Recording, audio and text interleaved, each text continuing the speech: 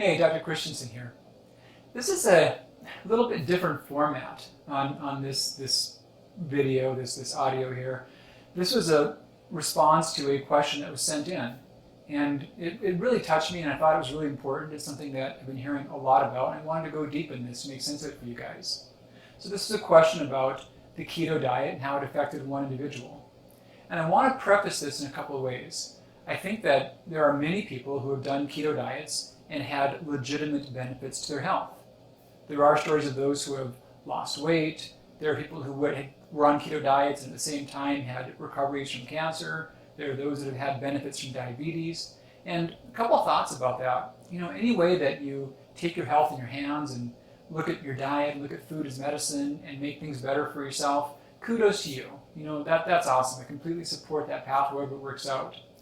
Please also know that all the ways in which there may have been improvements, if you look around a little bit, you'll find people who did completely different diets that saw those same kinds of improvements. Everything someone says that's happened on a keto diet, you can find people that have said that's happened to them on a vegan diet. And you can also find people that have said that's happened to them from losing weight.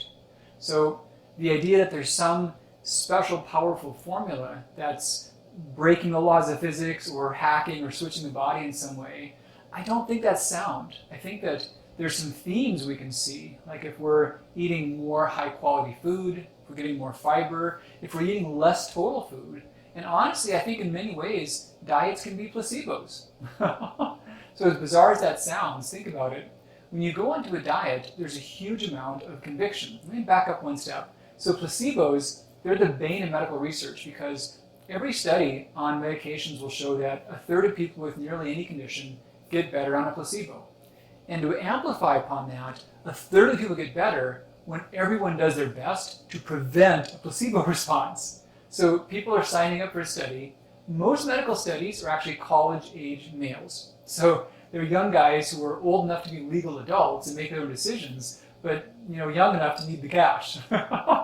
And they're willing to take some risks. So they're signing some consent forms quickly.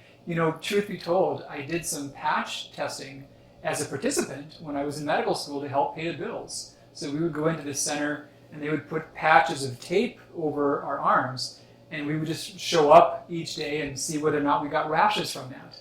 And, it wasn't, I don't know, I didn't know what was on them. It could have been nothing, could have been something. I didn't love the idea, but it was important at the time to keep putting food on the table. There was no other income coming in. So I completely understand that. But know that in those contexts, they are not telling you what we're putting on your skin is going to make you wake up early and have great energy and have good digestion and cure your diabetes and make your brain work better. No, quite the opposite. You walk into a study and everyone is completely just low-key, flat, no affect. Putting the patch on, see you later. And the thing is, the researchers, they don't even know which patches, or in the case of more studies, which pills have something in them and which do not. So they've done all they can do to weed out any hype or any expectation. And a third of the people get better from pretty much anything. So how much commitment and excitement and confidence does it take to change your diet for a few months? It takes a lot. You've got to have a lot of belief going into it. And not only that, but every time you pick up your fork, you're anchoring that belief and reinforcing it. And at some level, you're breaking your typical habits, so you're having to revisit why you made that decision. So they have been some good studies on placebo diets. They're powerful. And we've got to realize that a diet can work not because the premises were true. It can work because someone lowered their food, ate more unprocessed food, raised their fiber intake, was emotionally involved with the process. A lot of these things can happen. And it's totally possible that a diet can have several good points and some negative points. So I've always been really averse to the diet fads and attaching myself to any of them, really. They all have some merits, they all have some baggage, but the only thing I want to attach myself to is the truth and what's the best evidence. And if the best evidence right now points at a diet, let's do that right now. Well, that's true. And if the evidence changes in some case, then it's the evidence we stick to. It's not the diet religion or the diet dogma. Okay, so off the soapbox, back to the question. So this person did not leave their name. I didn't have that, but let me just read the question directly. Hi, Dr. C. My TSH went from 2.9 to 8.31 after I went on a keto diet to lose weight.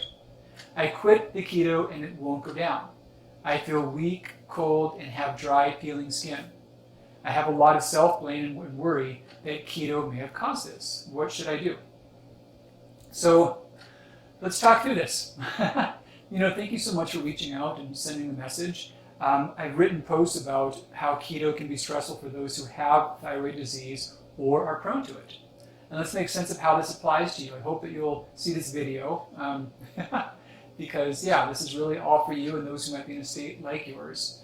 The first thing I want to say is I don't see data that a keto diet will, by itself, will cause lasting thyroid disease. So a lot of data does show that keto diets will cause hypothyroidism, meaning that the low levels of insulin, the changes to the gut flora, can cause the body to be unable to utilize thyroid hormone. There's also a response the body does to intentionally slow its metabolism in response to ketosis, and it will suppress the body's usage of T3. Yep, it'll intentionally slow its metabolism. So there's no metabolic advantage. You're not speeding your metabolism. You're not even burning fat better. You're not burning fat. Ketosis is what happens when your body cannot burn fat. You can only burn fat well when there's some carbohydrate and some protein to go with it. So when there's none of those, you can't burn fat, then you're burning ketones. And your body shuts down its metabolism to try to protect itself. Now, having said all that, it is true that many things that cause hypothyroidism can unmask Hashimoto's. So if someone does have the tendency towards making thyroid antibodies, something like a high dose of iodine or a high dose of lithium or an extreme low-carb diet, those are all things that can create a hypothyroid state temporarily. And if someone's immune system is just waiting to pounce on their thyroid, that time in which you're hypothyroid and your body is yelling at your thyroid to work, that's the perfect storm. That's commonly when it does start up. So a keto diet alone would not have caused lasting hypothyroidism, but anything that causes temporary hypothyroidism can commonly unmask or worsen autoimmune thyroid disease, which can be lasting. Now, in your specific case, a lot of things I don't know, before this started, your TSH scores were over 2. That's a little unusual. It's possible you already did have early Hashimoto's disease, and your gland may have been slowing and may have compensated for that. I don't know your thyroid antibody status. I don't know if they were low before and high afterwards. The pitfall about thyroid antibodies is they do not go up even when there is thyroid autoimmunity. So many people have antibodies that are just not of the couple that are commonly measurable. So that's a drawback where we don't know about that. They don't rule it out. But we won't know for sure. So in your case, the keto diet may have caused hypothyroidism. I also don't know how long after you were off the diet your TSH was still high like that, and then if it persisted for some length of time. So it's entirely possible that if you kept on tracking, it may come back down to its baseline over the course of a little time. How long would you think about? Well, your thyroid works in 4 to 6 week cycles in terms of taking up iodine and making hormone. So if you're talking a couple of months out and your TSH is still 8 or greater, there's probably some lasting issue that needs to be deeply delved into. If you're a week out and it's still where it was, may not be clear just yet. So big thing is, do not beat yourself up, do not blame you. There's just a million examples about how life is so obvious when we look in the rearview mirror. Like hindsight's 20/20, they say. And that's completely true. And we're all figuring our health out. We're all doing our best with the available information we have before us. And you're not the first person to see things that make the keto diet sound exciting and sound like it could be a good thing for you. So no more blame, no more self-blame, just be done with that. Where we are now is all that we have, and let's move forward with your best action steps. And here's what I'd suggest for you. First thing is get a really good thyroid workup. See a doctor that does focus on this. My team would be happy to help you out if that's useful.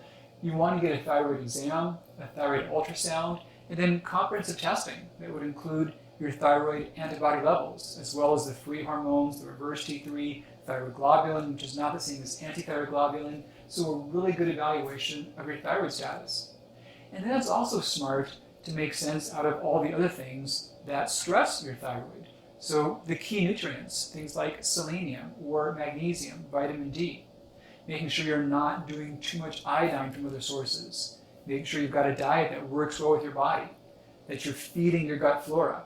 One pitfall about going too low in carbs is that that's how you feed your gut flora. All the good things that feed your flora come from the world of carbohydrate. So we want to make sure that's not happening. The other pitfall is that if you're too low on carbs, that can change the cortisol cycles. So making sense out of that, getting that back on track again. But in the big picture, nothing that's off is not correctable.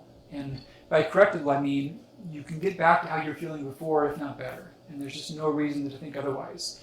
I don't know for certain whether or not you would need thyroid replacement or whether that would be lasting or not. That's possible. If your TSH was staying at that 8 range, even several months after switching your diet back, that would be a more likely scenario for you.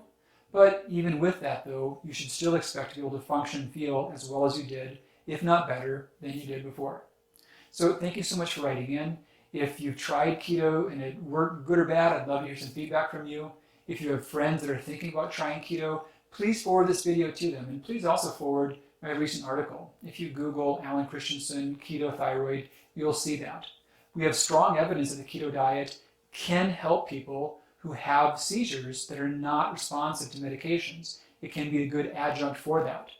Every other positive thing about a keto diet has not been borne out by scientific rigor. And even the idea of its effects upon weight loss are not valid.